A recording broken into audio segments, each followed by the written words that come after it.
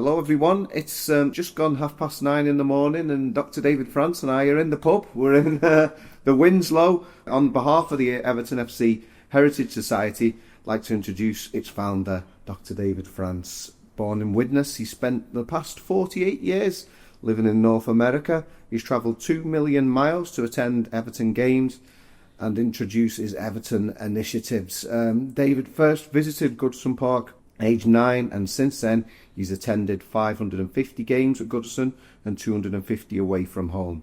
Perhaps best known for the Everton collection, David is the founder and driving force behind numerous initiatives related to Everton Football Club, such as the Gladys Street Hall of Fame since 1996, Everton Books since 1997, Everton Former Players Foundation since 1999, Everton FC Heritage Society since 2008, Everton War Memorial since 2011. So my first question has to be, David, why Everton? How did the obsession start? Well, I had no choice in the matter, Chris. I was indoctrinated as a child. I'm a fifth generation Evertonian, and I've always said that the Everton family has stronger bonds than my biological family. We were very much an Everton family in a rugby league town. Of course. My obsession started with a name from the past, Peter Johnson. Okay. I met Peter, I must have been just after the formation of the Premier League. And we had dinner with him in Chester, my wife and I. Norman Jones, who and his wife. Norman was our attorneys, both Peter and myself's attorney. We had a great dinner with him. And I mentioned to Peter, or proposed to Peter, that we need to run the club as a business. You needed a strategic plan. We need a 10-year plan. We're in the Premiership. Where are we going to be in 10 years' time? How do we make sure we're still competitive with our traditional rivals? And also, I said we'd put a small team together and we'd go in and we'd talk to everybody in significant positions at Goodison and to see how the organisation should be structured. What actually do we do? What do we do well? What are we doing that we don't need to do? What are we not doing that we need to do for the future, for this 10-year plan? And he bought off on this. He said, this is great. You know, I had this experience running an oil company in Houston. And he said, I need to go with the board and get their endorsement. Of course, he was chairman of the board. And he came back and said, unfortunately, he didn't get any support. That one thing was we weren't football people. Okay. And I said, well, surely that's the reason why. You know, we're independent and we're business people. Mm-hmm. And we said we'd do it no cost, no expenses, no nothing. And there were 4 people involved. There was a management consultant, an attorney, a PR guy, and an accountant. And they said that the other thing was they were suspicious of our intentions, okay. Which I thought was I didn't take too well at the time. No. So I said to Peter, well, I don't wish to get involved in your operations, but I have some other suggestions. And I read out the list, pretty much the list that you just read out as in the introduction. And he said, well, you have my support. Go and talk to Philip Carter and Michael Dunford. So I went and talked to them, and I said, initially, I've got the support of, before you tell me we're not going to do these, I've got the support of the chairman, and these are the things that I plan on doing, and I welcome your support, and I don't expect any obstacles in doing this. Okay.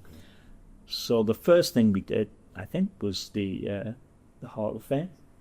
We start with the Gladys Street Hall of Fame, 1996, the most raucous nights in the Everton calendar. The Hall of Fame galas at the Adelphi. It's where our paths first crossed.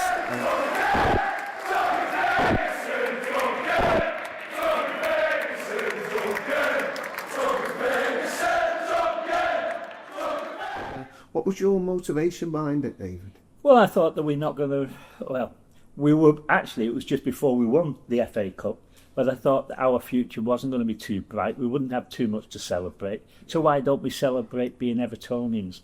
What my byline was, let's celebrate the excellence at Goodison, the excellence associated with Everton. Mm-hmm. And my intentions were that we would celebrate a broad, diverse range of the people that made the club what it is. Yeah. That we would that we would allow fans to meet their heroes, I think more than anything else, and also for players to meet their old teammates, because they once they move on, they don't see one another very often, and they've all got great friendship, great bonds. So that was the motivation, and I wanted to do it in a professional way.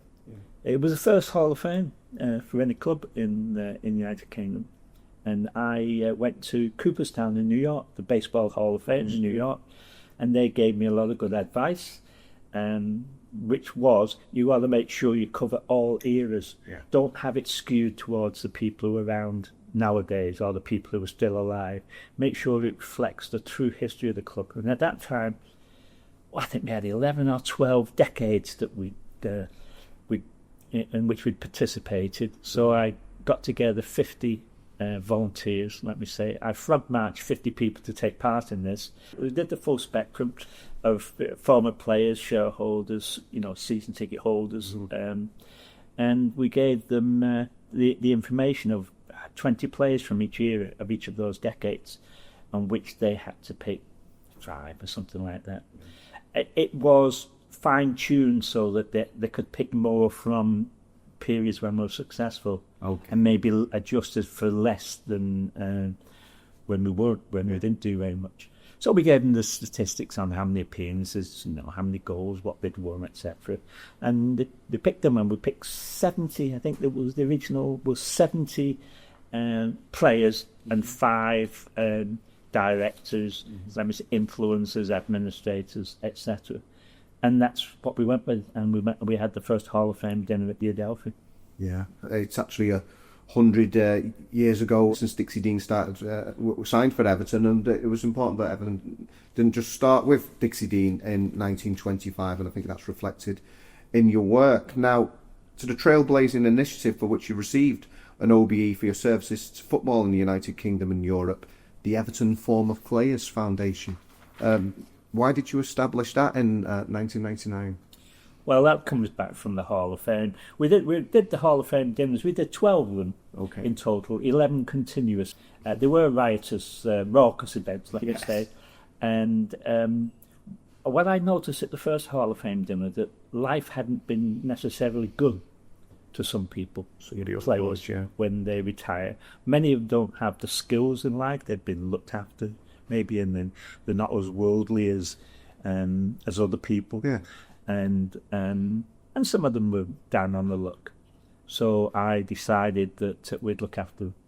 And at the Hall of Fame, we always paid everyone's expenses, put them up in hotels, did whatever. Let me just say, we took care of them. That was very important, because we wanted them to come back the next year. We wanted them to come back the next year. And that's what we did with them. We identified a few that needed help.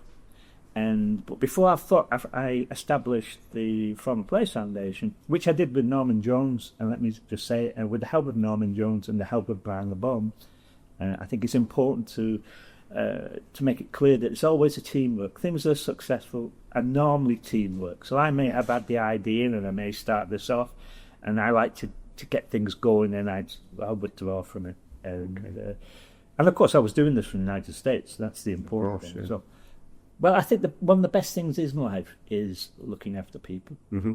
I think we all have an obligation to do so, no matter what our role is in life. And Brian LeBon, a couple of years earlier, had mentioned to me that his good friend and my good friend Gordon West wasn't in the best of shape. And he was a bit down on his luck, he wasn't working, etc. And he asked me to go around and cheer him up more than anything. I think that's some of the important thing, is he actually spent time, and you listen to people. So I went round to see how he was, and it was obvious that he needed help in life. So I said to Gordon that, well, if you lose some weight, we're going to help you.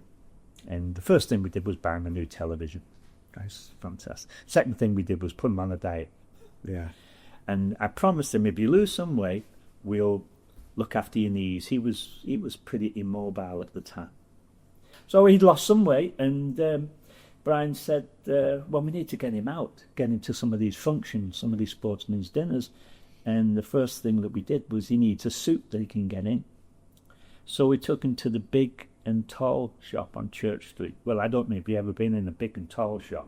I haven't. To be honest, I'm not that tall. You get a lot of cloth for your money. Yeah, okay. So we went in there, and he was embarrassed. He didn't like people helping him. Yeah. He was proud, and so he wanted to buy we went to the bargain rail, and I told him, no, go get whatever you want, Gordon, get. So he eventually picked out a suit, and we got him a few pairs of socks, a few shirts, ties, etc.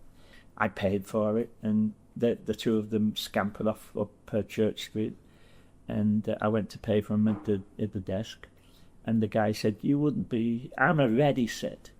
You wouldn't believe it's your lucky day. He said, "It's our football legends sale today, and there's 90% off." Wow.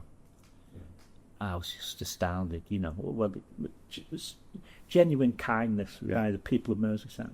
So I paid for it, and I told Brian that, and Brian was so shocked by it, so emotionally shocked by it. He went back in and to thank the guy. And when he got back in, the guy said to him, "Are you sure Gordon doesn't need another handbag?"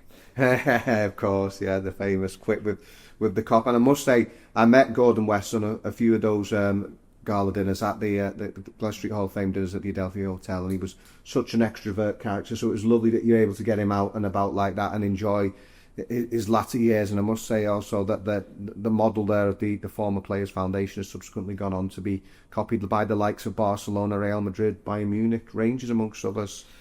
So just how many players have been assisted over the years, Dave? Well, the last that I know of it, there's over 100. They've done over 100 knees and hips. They do knees, hips.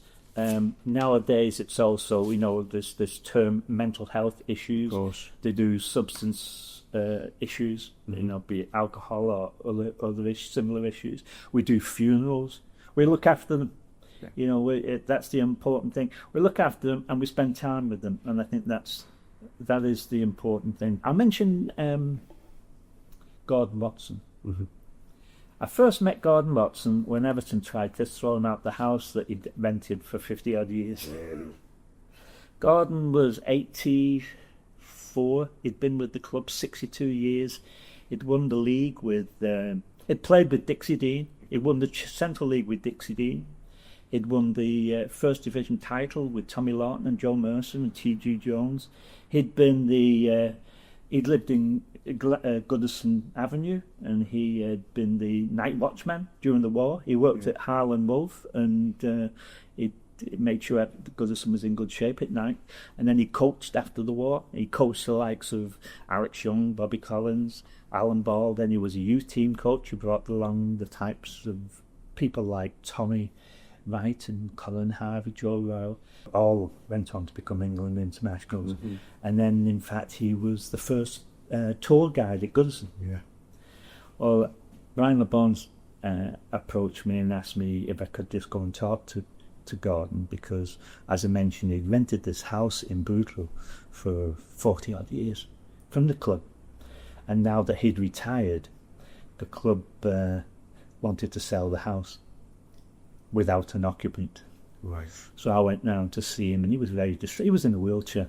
His hip had gone. He got a ball and socket joint in his hip. Well, he didn't have a ball. On the end of it was just jagged bone. But he was in a wheelchair. So I went round to see him. I was very upset. So I went immediately to Goodison to see someone and just mentioned the fact that we can't do this. We're a compassionate club, we're compassionate people, we don't do this type of thing. By the time of this very short meeting, Gordon got a commitment he could live in the house for the rest of his life rent-free. So I must have had some influence then. I'm not sure I've had any influence since then, but that was with Gordon. And of course I got to talk to him, and what a wonderful man he was.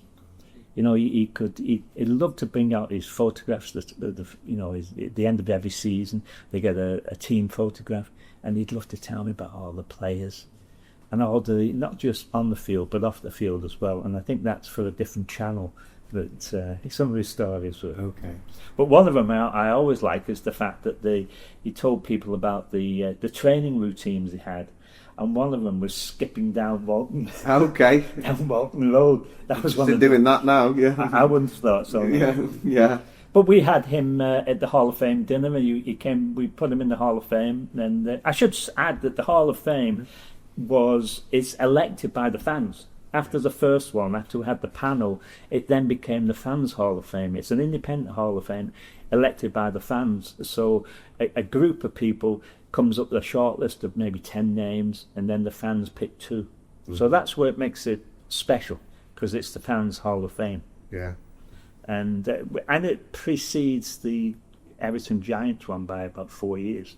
Of course, yeah. And it precedes the England Football Hall of Fame by many years. So so Gordon came in, and the first time we went to the Hall of Fame dinner, when he was inducted, he was in a wheelchair. Yeah. And Dave Watson had to carry him onto stage. And Dave and Gordon silenced this crowd of 700 intoxicated Evertonians with his tales of Dixie Dean and his tales of Tommy Law and T.G. Jones and Joe Mercer, and about life at Goodison at that time. And he promised at that time that he would come back, and the next time he would come back, he would walk into the ballroom at the Adelphi. So a year later, we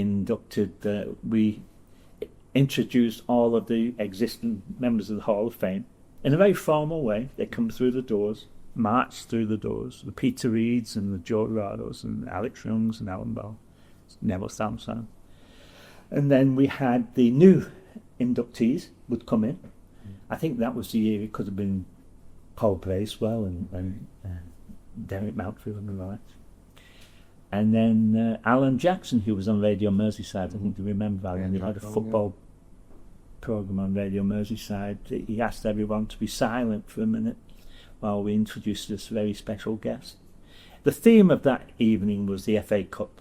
We were bringing together all the FA Cup winning teams, and the doors of the Adelphi flew open, and in marched Gordon Watson holding the FA Cup, and you'd never heard anything like it. The walls actually shook at him.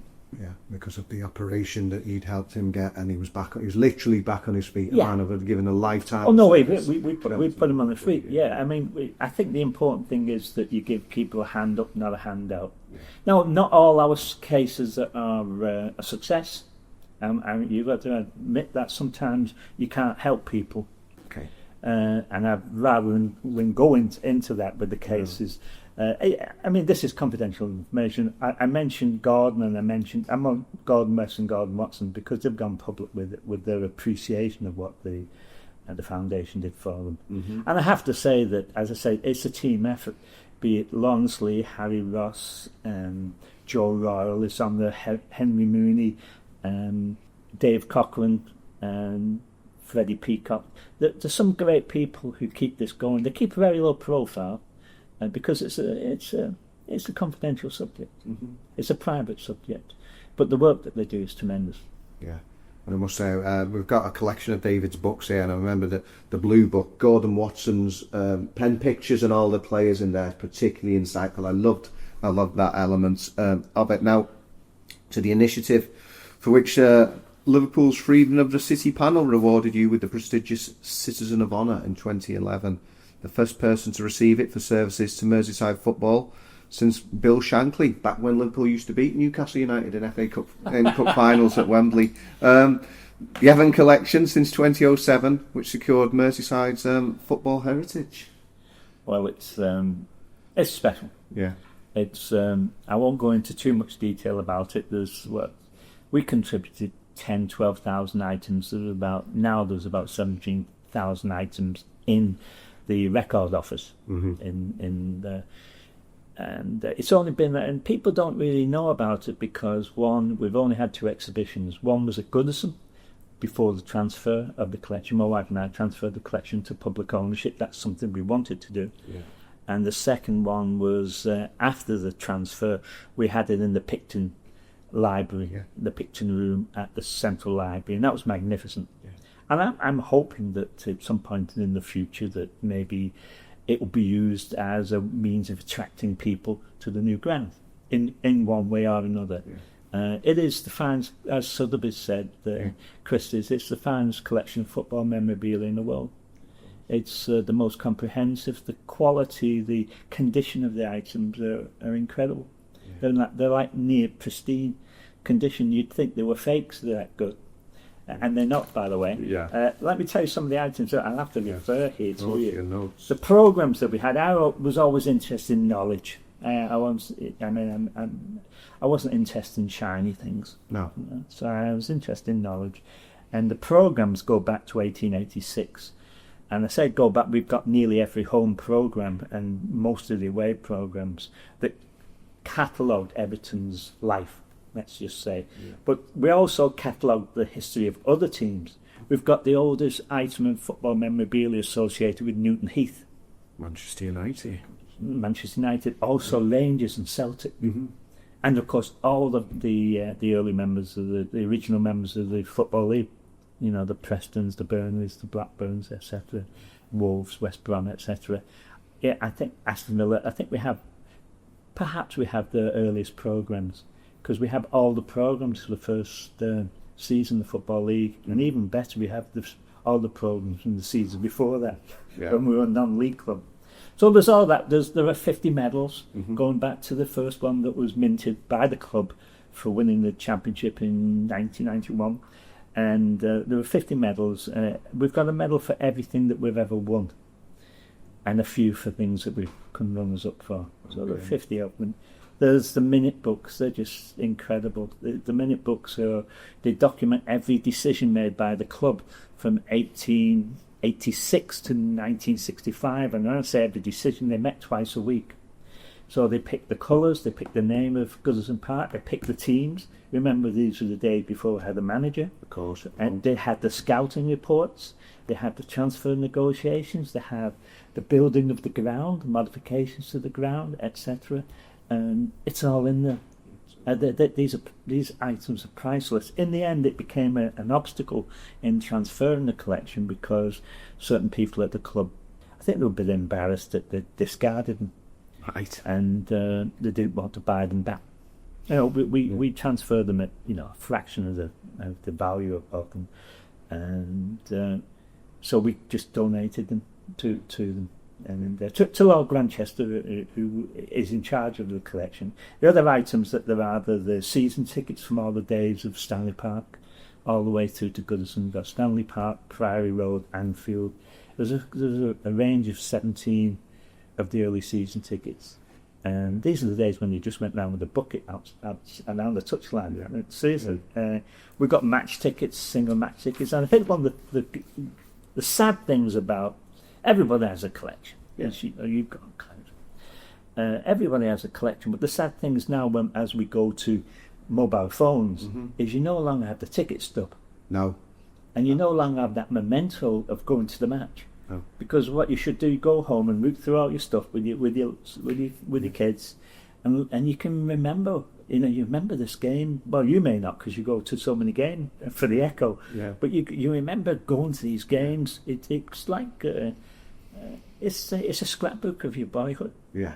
The other things we've got letters from correspondence from the club going back to 1886. We've got the first team photograph from when we just changed our name from St Domingo. We've got every cigarette card, every postcard, and publications going back to 1894, it says here. I have to look at this because I can't remember this. I'm too old now to remember these things. So it would be great at some point if we could add value to the stadium by having a heritage centre where you walk into it, and I call it Toffee World. Yeah. You go into Toffee World and you become, like I was, indoctrinated. Yeah. So much indoctrinated, by the time you come out the other end to the souvenir shop, you can't walk for all the things you've bought. Yeah.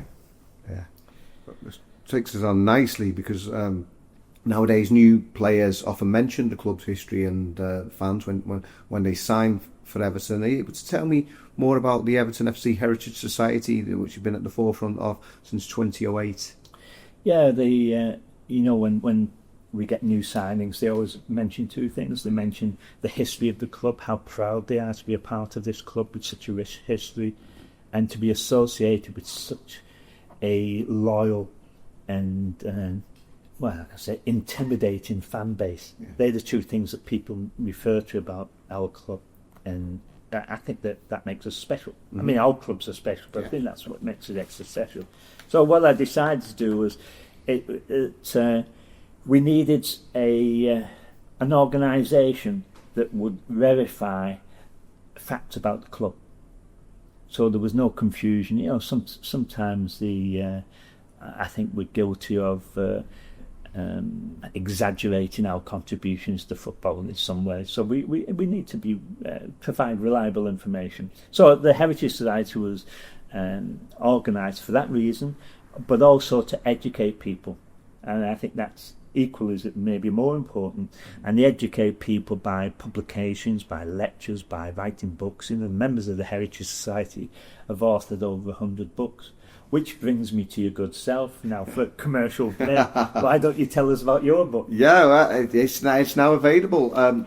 Spirit of the Blues, and it is Everton's most memorable matches and Goodison Park's greatest games. The magnificent Paul Trevelyan, who in fact, despite being a Spurs fan born in Tottenham, he's 91 years young, he remembers watching Dixie Dean in his very first game that he went to at White Hart Lane, and he's done the cover illustration, so I'm really pleased with that. So yeah, long way to go until I catch up David in the book stakes, but I'm delighted to have my first type. Is it your first book? Yes, it's my first one. I've got a long way to go. Catch you up, David. You've got a long way to go. As I said, in the Heritage Society, there are authors who produced over 100 books, and there are some tremendously dedicated Evertonians there. And I'm going to read out a few names here because I'd like to give them recognition for the good work that they do. I must mention Paul Wharton, Brendan Connolly, Ken Rogers, of course, and Peter Lupson, who have steered the Heritage Society in my absence, let me say. As I say, I start things up and then I disappear. And so I really like to congratulate them. Yeah.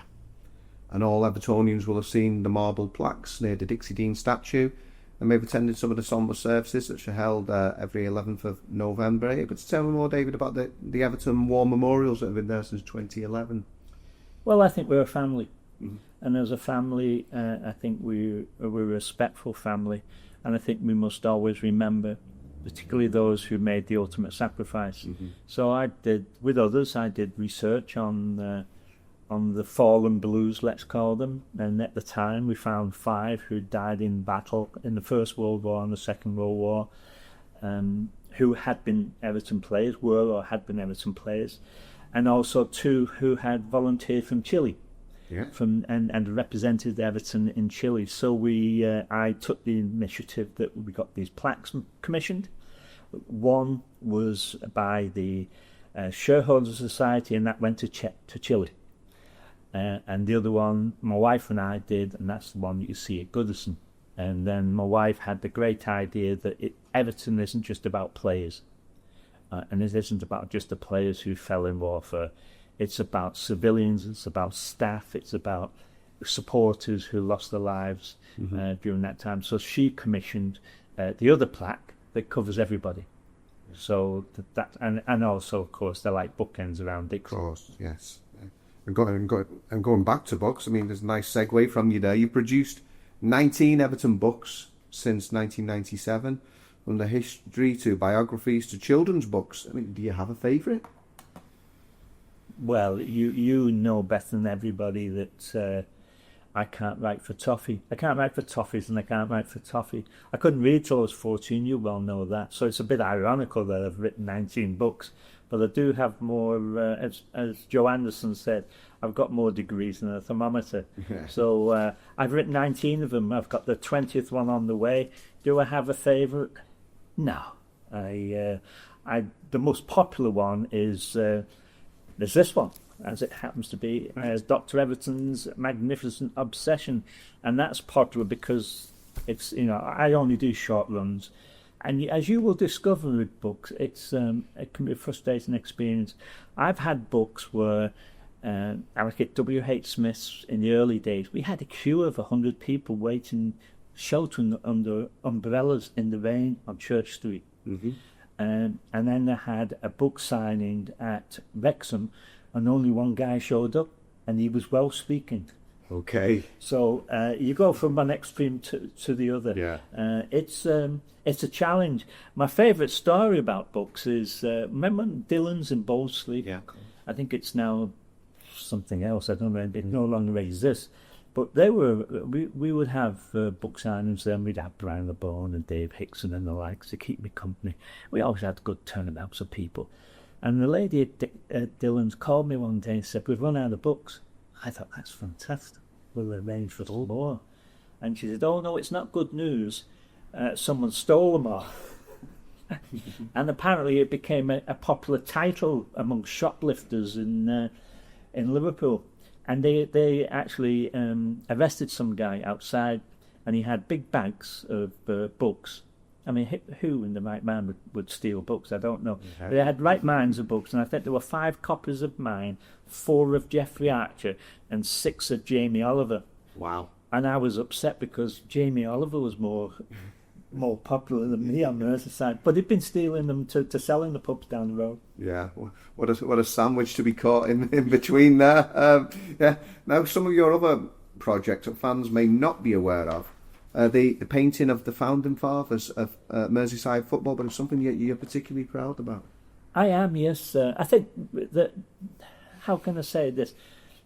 Because we have such a iconic person as Dixie Dean, there's a tendency for us to overlook other people who made a contribution to the club. And in that, no way does that dilute Dixie's incredible contribution to making this club. But, in the days of before the split, when we played in Anfield, I think there were 6 people who contributed to the club. And if I may, I just read the names out to you. I call him the godfather of Merseyside football. That's Ben Swift Chambers. He started St Domingos. Okay. Only for a couple of years.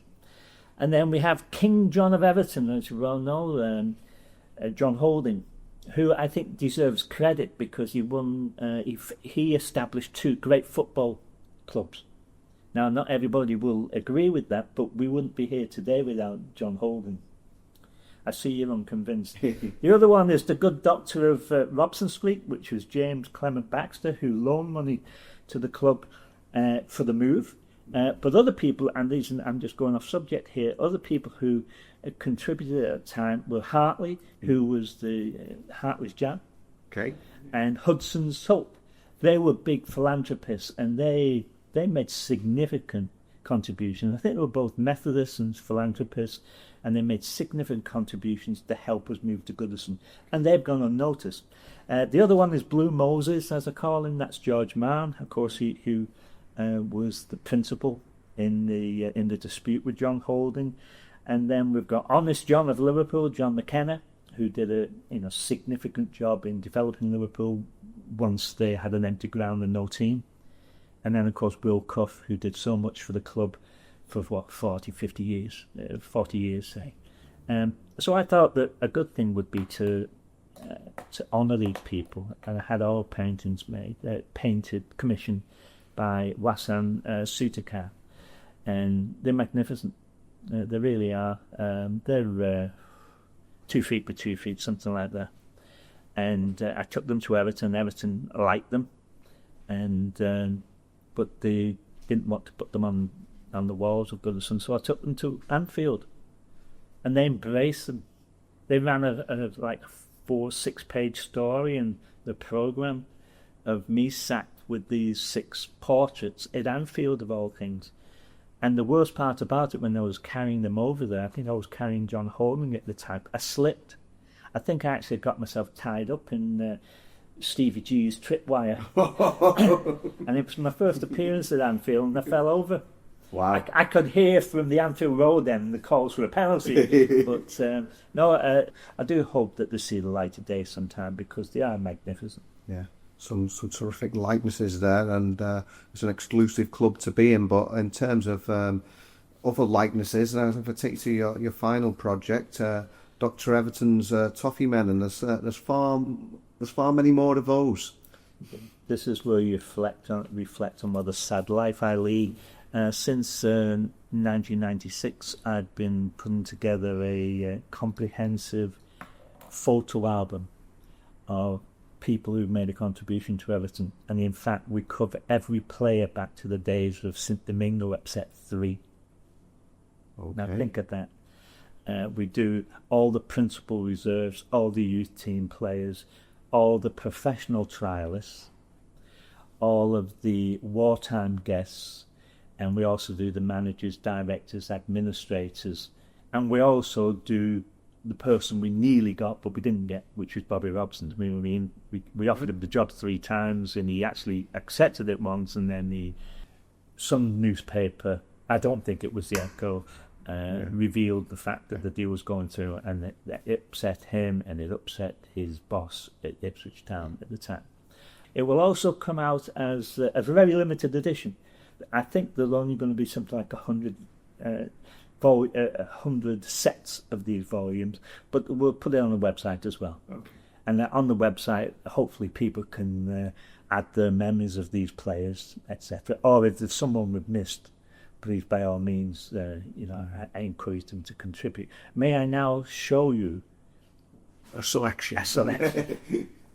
And it's Peter King, isn't it? Your long-time club, is it? Peter King is the artist. He's a caricature. He's a cartoonist, let me say, in Private Eye and things like that. He's a Copite. Yeah. And my relationship with Peter is proof that Evertonians and Copites can get along together as long as they're 5,000 miles apart. So this is Peter's work. This is volume 1, and there are 750 in this one, all in alphabetical order. I won't bore you with them, but you may see some very distinguished people and some ugly son of a guns. So that's volume 1. That's from A to D. As many people have written, every club should have a David Franz. That's very kind of you to say, but it's a team effort. I'd like to thank my long-suffering wife, Elizabeth, and Brian LeBone, my lawyer, Norman Jones. I learned from my career in Houston that you shouldn't travel very far without a lawyer, and there's so many other great Evertonians who've contributed to these initiatives. Yeah. Just which Everton initiative makes you most proud, David? Oh, I think it has to be helping people, turning people's lives around. I think we all have a responsibility of doing that. So the Foreign Players Foundation, it was the first of its kind in the world. It's been copied. It's the UEFA model. It's been copied by Barcelona, Real Madrid. And I'm proud of that. I was standing by the side of the road, rain falling on my shoes, heading out for the East Coast, Lord knows to pay some dues, getting through.